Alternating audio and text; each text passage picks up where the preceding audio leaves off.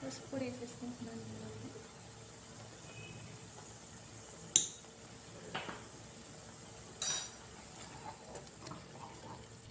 Curry ఇలా చేసుకున్న వల్ల మా ఇష్టం లేని వాళ్ళు కూడా చాలా ఇష్టంగా తింటారు ఇది కర్రీని.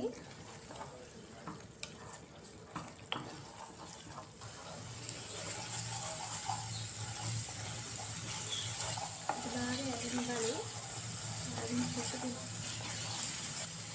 మళ్ళీ ఇలా కర్రీ చేసుకున్నారు, మళ్ళీ కావాలని మరీ చేసుకుంటారు. డైలీ కూడా తింటారు ఈ కర్రీని.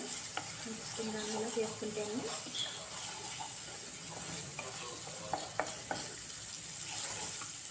ఇందులో సాల్ట్ కూడా వేసుకోవాలి. పాలకూరలు అయితే చూసుకుని వేసుకోండి ఉప్పు అయితేనే.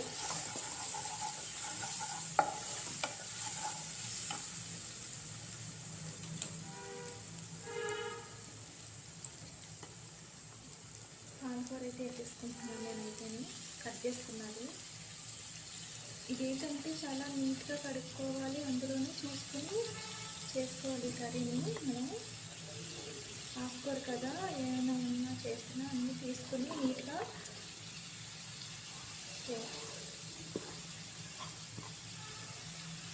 ఎక్కడ తీసుకున్నా కూడా మనం పిల్లలు కర్రీని.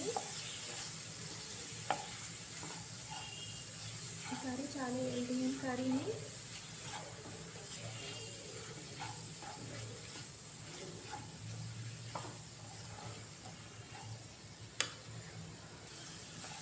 నేనైతే ఒక కట్ తీసుకున్నాను. దాన్ని బట్టి మీరు తీసుకోండి, ఎంత కావాలో అంత వండుకోవచ్చు. మనుషులు ఎంతమంది ఉంటే అంతమంది.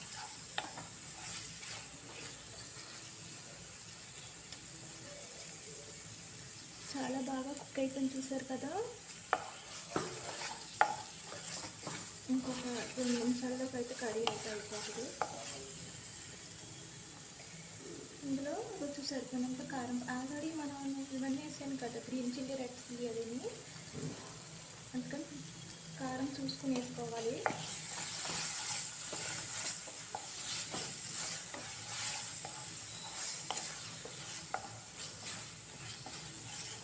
పాలకూర అయితే తొందరగానే ఉడికిపోతుంది.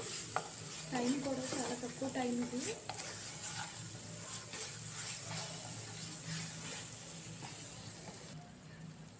సిమ్లో బట్టి బాగా ఉడకనివ్వాలి. ఇలా ఆయిల్ పైకి ఇలా వచ్చేయాలి. చూసారు కదా ఆయిల్ ఎలా వస్తుందో పైకి. బాగా కుక్ అవుతుంది.